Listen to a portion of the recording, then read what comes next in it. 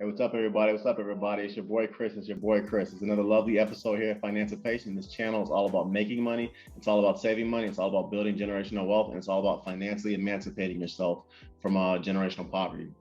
In this video, guys, I had one of my subscribers reach out to me about a question that I actually hear a lot, and it's one of those kinds of questions that kind of breaks my heart because it hits very close to home to me. In regards to, I saw a lot of my older relatives literally work their entire lives extremely hard, and they died basically without a lot of money.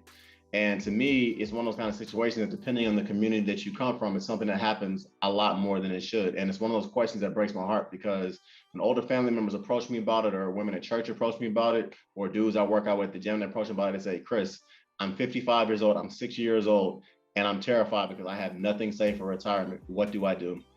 And it's one of those kind of things where, unfortunately, because capitalism and rather financial literacy is not necessarily taught to people, they don't really know how to approach the situation. And as a result, they spend their entire lives not doing it the correct way.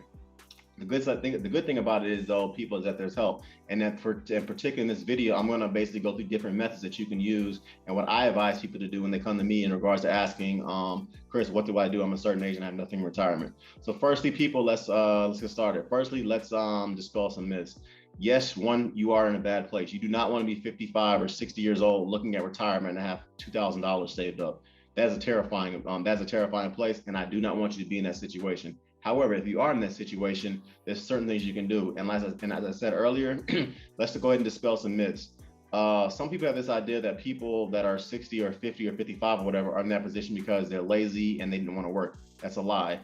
We live in America, and America people, I don't care how much money you make, you are literally one cancer positive test, you're literally one car accident, you're literally one medical emergency away from bankruptcy. And that doesn't matter whether you're a doctor, whether you're a lawyer, whether you're an engineer or whatever.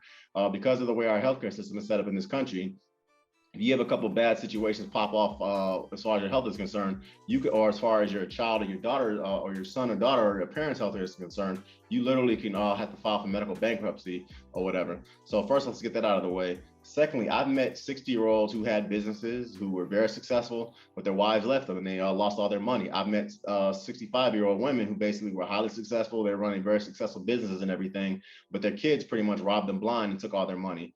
I've met people who basically had their life savings wiped out because unscrupulous individuals, such as the Wall Street investment bankers and those types, were basically playing shotgun Russian roulette with their pensions and everything. So the first thing I want to get out of your head is that a 50 or 60-year-old with less than $10,000 in the bank or in the IRAs and their 401ks is not there because they're lazy or they're stupid or they refuse to work. Sometimes people, a lot of times, life happens, and I want to basically also go into detail in regards to number two, you're not alone, as over 70% of adults today, age 55, are not ready to retire at 65. So first thing I'm gonna tell you to do is this: if you're looking at 55 or 60 and you're approaching retirement and you ain't got no money in the bank, you basically have very little income. And I'm gonna talk about what kind of income levels I personally want to have when I'm 65 or 70. If you're basically at that point, I would say it may be kind of complicated, it may be kind of challenging, but maybe you should consider reaching out to some of your family members that quote unquote did you wrong. I've met older people that are in their 60s and their husbands cheated on them and their wives cheated on them and they basically broke up or whatever, and 25 years ago, and things happened in life and now they've kind of come full circle. So first and foremost, I'll say this: if you basically are looking at a situation where you might be homeless in 5 or 10 years, if you can stomach it, reach out to an ex-husband, reach out to an ex-wife and basically kind of explain the situation. And if that person's also growing old and dying alone, you guys maybe basically rekindle something, even if it's not sexually or from a physical standpoint. At that point, you basically need somebody to basically run your bath water. You might need somebody to basically give you your insulin shot. You might need somebody basically to help you. So if you can stomach it, it might not be a bad idea to reach out to an old partner or old friend and basically say, look, this is the situation I'm in, because chances are there's a 70% chance they're gonna be in the same situation that you're in. If you have kids that you haven't talked to in a while, you have cousins, you have family members, it is a possibility basically that you can go live with them. There are cultures, being an American, this is not our culture, but being American, I married a West Indian woman. In their culture, that's generally what you do. Your grandparents do not die in a nursing home. You basically move them into that spare bedroom. In the Asian community, it's the same way. In the Jewish community, it's the same way. There are lots of communities where older people move into their younger kids or their younger family members' houses, and they basically are the ones who are passing down that knowledge, but they're also helping with childcare, they're helping prepare meals and so forth. So that's the first thing I'll say. Step number that's the first thing I'll say. Reach out to family. The next thing I want to talk about is think about the kind of lifestyle you want to live when you get to retirement. So let's say you're 55 and let's say you've worked hard your whole life, but you honestly don't have anything saved. I want you to think about, okay, what kind of car do I want to drive? What kind of apartment do I want to live in? What kind of house do I want to live in? The house I live in now, will I be able to pay the HOA fees? Will I be able to pay the maintenance? I want you to think about the type of vehicles you want to drive. How are you going to get around? I want you to think about the type of food you want to eat. If you drink alcohol, I want you to think about the type of alcohol you want to drink. I want you to think about the kind of beer, wine, or whatever you want to drink. I want you to think about basically what kind of lifestyle do you want to live when you are in retirement? Because that lifestyle may need to be pared back or whatever in order to fit the money that you don't actually have in the bank account. As I said earlier, type of car that you drive. I personally would tell anybody, whether you're making $300 million, whether you're making $300,000 a year, you're making $30,000 a year, it does not really make a lot of sense to buy a new car. So the next step I'll talk about is think about buying what kind of car you want to drive. And if you buy a car, and that kind of car that you want to drive, my advice is basically to get a reliable used vehicle. And the reason why I say that is because there is no incentive to buy a new car. If you think about the fact that cars are arguably one of the fastest depreciating assets on the market, makes no sense for you basically to spend $45,000 for a vehicle. You can get that exact same vehicle that was built a year early with only 3,000 miles on it, or instead of $45,000, $27,000 or $28,000. So basically, literally, the value of a vehicle drops almost 35 to 40% as soon as you drive it off the lot. So why in the world would you waste money basically on a new vehicle? I've said this example basically in other videos. Buying a new car is kind of like rolling your window down every weekend and letting a $100 bill slip out of the window and doing that for 3 years every weekend. That's basically essentially what it's like when you buy a new car versus a used car. So think about the type of vehicle you want to drive, and I say buy a reliable used car. And you'd be kind of surprised about the quality of vehicles you can get that are used. Next, and I say most importantly, create a budget. This is one of those things that I know people may roll their eyes about or whatever, but create a budget, period. On top of that, I actually have a free financiation budget that I created myself. The link is below.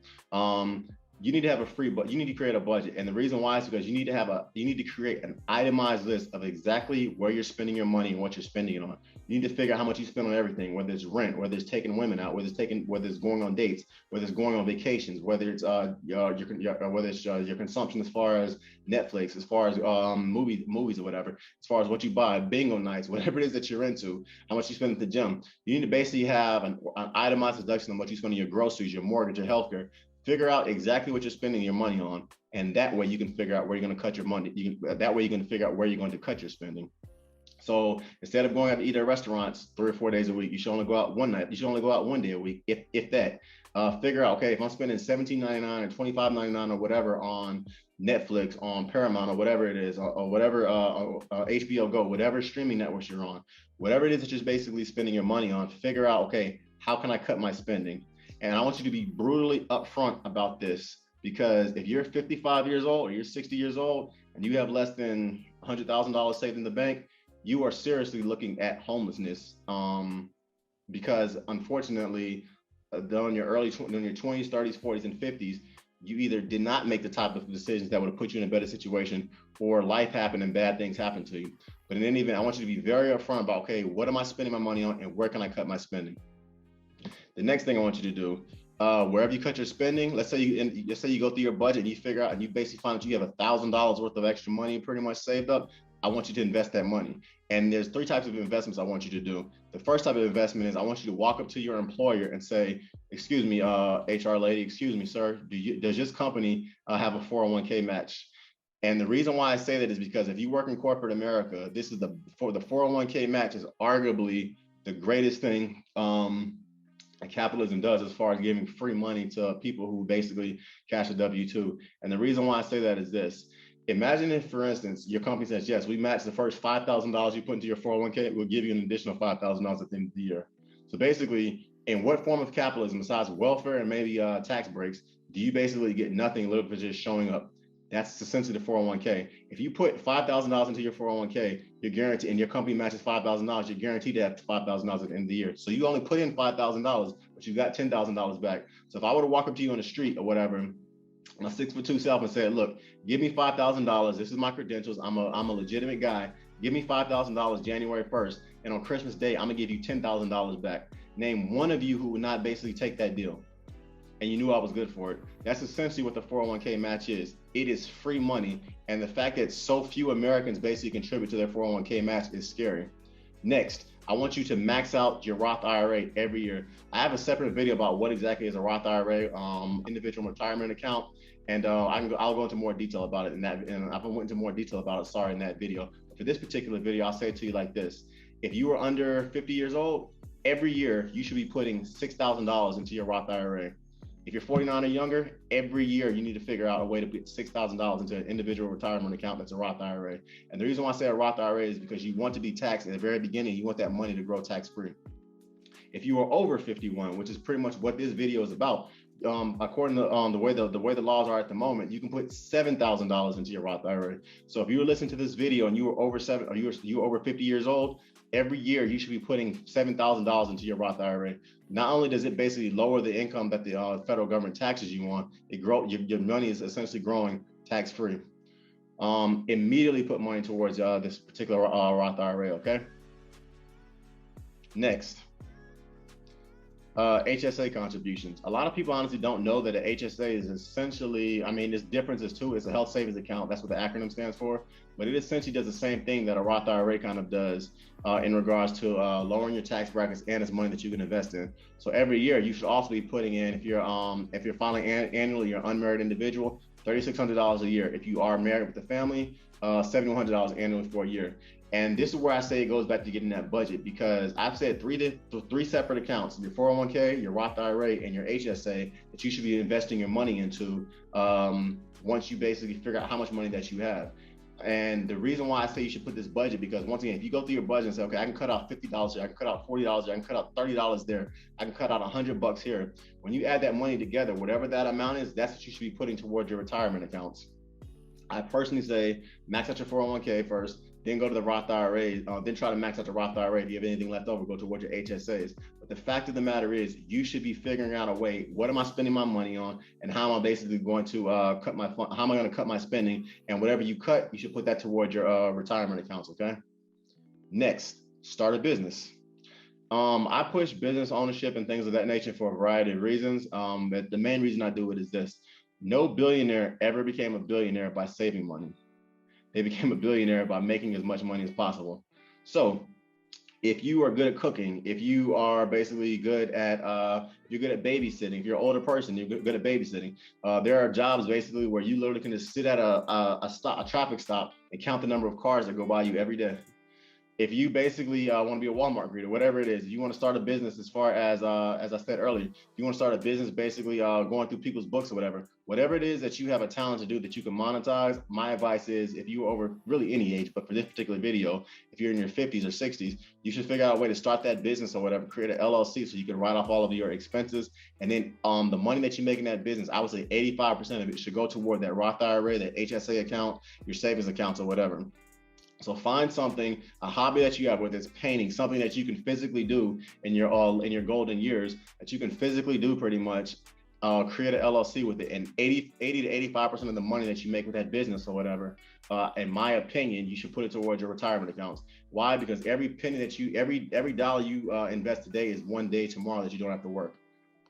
So start making more money. Let's say you're not entrepreneurially inclined. Let's say that the idea of working for yourself scares you and it's just not something that you're interested in doing. Okay, cool. There are different positions that you can take at your company. Talk to your boss and be like, look, I've been with this company such an amount of time. I would like to get a promotion. I would like to get a supervisory role. I don't mind working more hours. I'm unmarried with a family, or my kids have all moved out of the house. I have more time. What can I do to make more money? And you'd be surprised basically the type of opportunities that can pop up. I know a travel nurse right now. I met travel nurses pretty much in their golden years. The kids have all left the house and they're looking at their retirements, and they honestly don't like what they see as far as the amount of money in their bank account. So what they have done is they basically have found traveling nursing positions or traveling engineering positions where they're making $12,000 to $15,000 every month, basically traveling. They're literally making over they're literally making more money per month in 1 month, basically, than they made in 4 months, basically just staying sedentary in one place. So basically, obviously, these traveling nursing positions aren't available for everybody. But this is just an example that I'm using because these individuals realize, okay, I'm not comfortable where my finances are. My kids have all went to college, they all went to the house. I'm not married at the moment, and I'm scared about my retirement. So let me take the most lucrative but challenging job offers that I can, and it's going to open up possibilities for me down the way. That way, I can retire with dignity and with respect. Next, get physically and get mentally fit. So this is something else that I want to go into.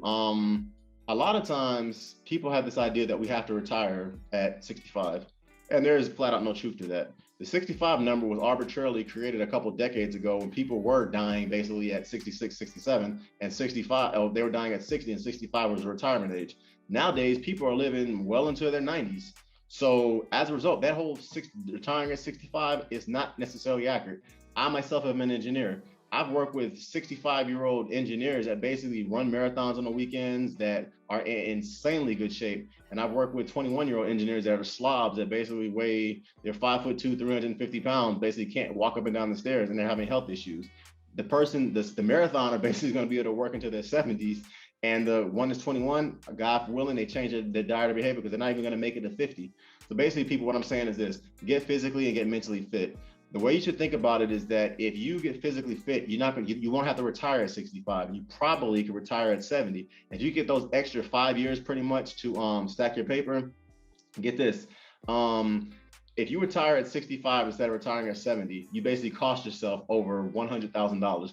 Why? Because once your retirement accounts basically start stacking paper and they start basically that compound interest starts coming up or whatever, the amount of money that you basically are going to make from 66 to 70 is literally $100,000. It's literally well over $100,000 more than if you retire at 65. In other words, if you work in an industry where basically if you work in an industry where basically they won't force you to retire at 65, just by working an additional 5 years, that's basically money that you can stack, and it's also basically interest that basically grows in your Roth IRAs, your investment accounts, your 401ks, and everything. And I'm not even talking about the Social Security aspect about it. So once again, people, get physically and get mentally fit, because if you do that, it can basically it's basically gonna streamline. It's gonna shotgun the amount of money that you're gonna have toward retirement. If you can retire at 70, retire at 70. If you have to retire at 65, retire at 65. I ain't gonna lie. By the time I get to the point where it's time for me to retire, if I decide to still be in corporate America, I'll probably be able to work until I'm 80 or 85, because unless, if God willing, a health issue happens, just because the retirement age is going to continue to rise as people live longer and healthier lives. Next, self-education. Never stop learning, people. I know if you're 51 or 60 or whatever, and you're kind of mad about where your life is going and how such and such relationship did or didn't work, or how this person got the promotion. Yeah, it sucks. I get it. But this is the thing, though, people. Read more books. Never stop learning. Constantly improve your mind. Constantly improve your brain. I read an article that said the typical millionaire reads between 50 to 60 books a year. The typical millionaire reads on average 55 books a year. The typical American reads 1 book per year. Millionaire 55 books, typical American 1 book. Who do you want to be?